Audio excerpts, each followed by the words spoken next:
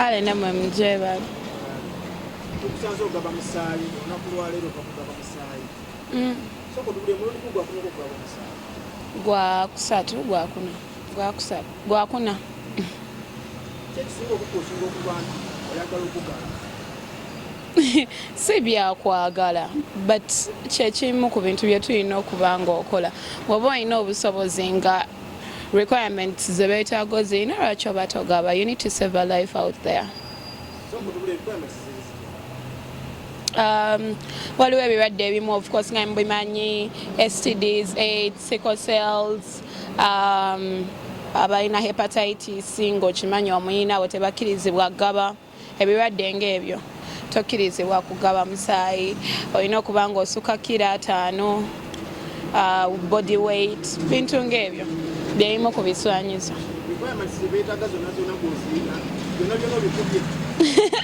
Senga nali sibikubanga senga bulijjo sigugaba. Oyingidde akayumba omu n'agamba ebweru awo nta obwakalo banaamutwala. Kirungi yakyogedde munange. Simanyi lwaki akyogedde batya. Nkikolanga because nkimanyi waliwo abagwetaaga. Because nange nali mbaddeko mu situation whereby twalina omuntu naye ng'omusaayi gwe yeetaaga tetugulina waawo nga tewali agulina gudonatinga. So you know, oteekayo yenna agwetaaga ne gumutuukako tomanya. Lwaki abantu abadde balowooza nno okukkirizibwa ddala Musaayi? Simanyi be bamanyi. Ati bakutaginako emusikasi. Emusikasi abadde ki?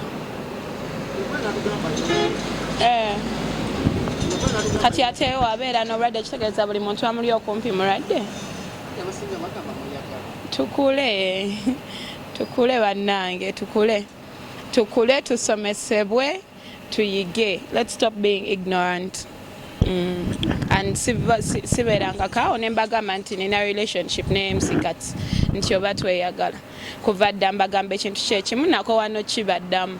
We are workmates, we are acquaintances, tukola wamu, tulina interests ezimu ate tuli ba mikwano. Yeah?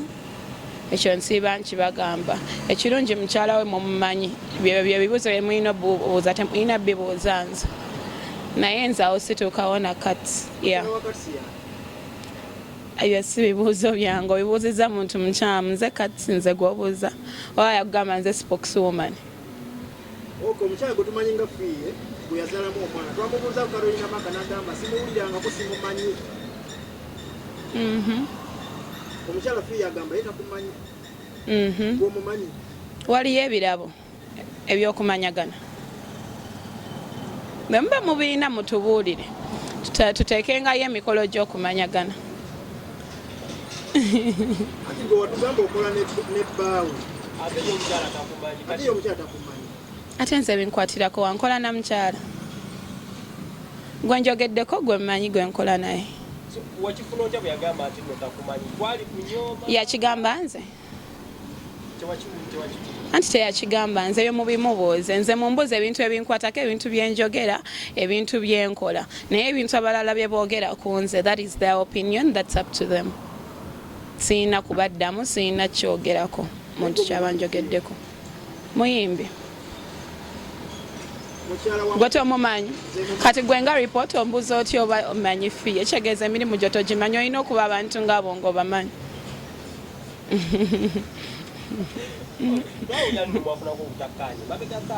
Nani? Ani? Simanyi. Muddeeyo gye mwabiwulira mu biconfirming nze sibimanyiiko.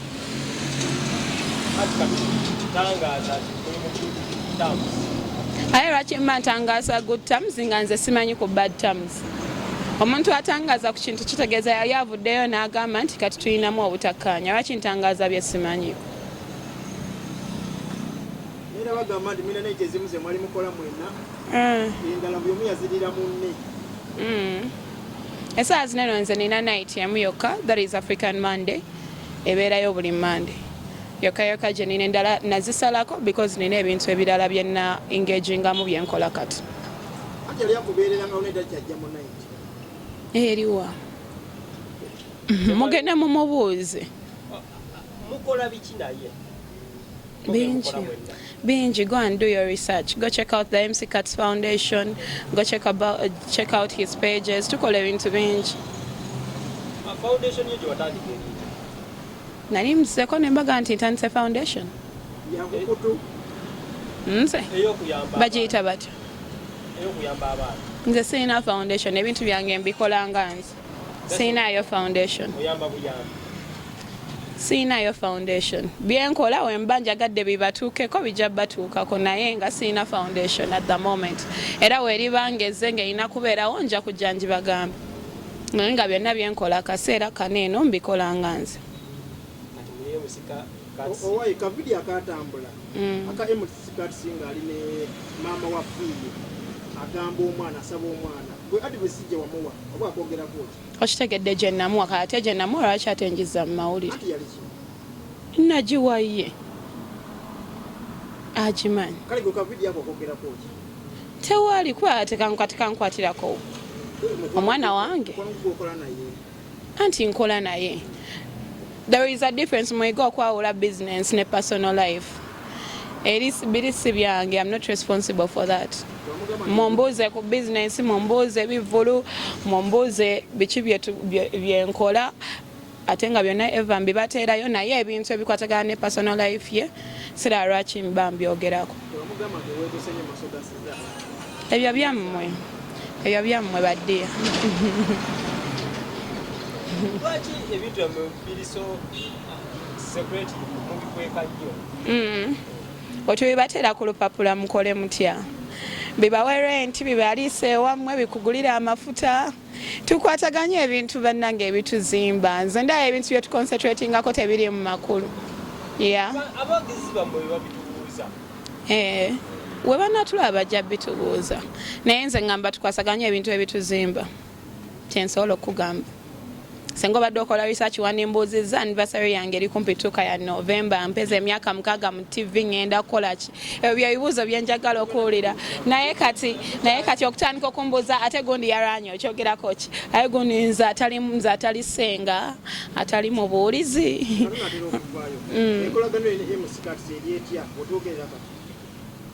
We are business acquaintances, we are friends. As always, nga wekyali wekiri. Wadde oyagala ki? Nkuwe ennamba ye?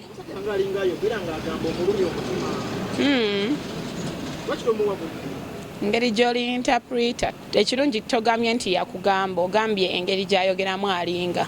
Nze sidiringa mu assumptions, I'm a realist.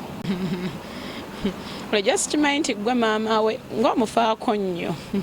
Kyali wange. Kati waba kyaliwo naye kola omulimu gwo nga kyaliwo.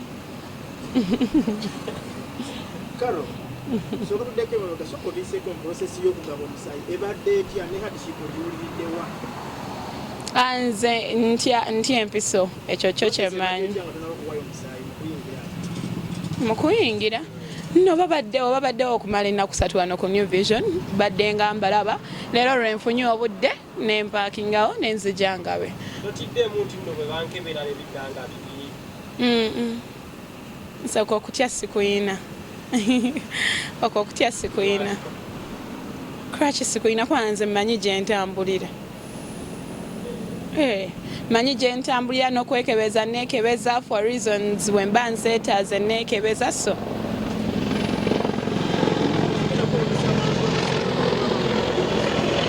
Sigwe gusoose.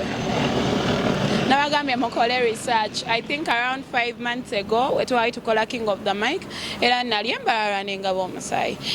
That was I think the first time abantu bebandabako nga ngabo Omusaayi in public.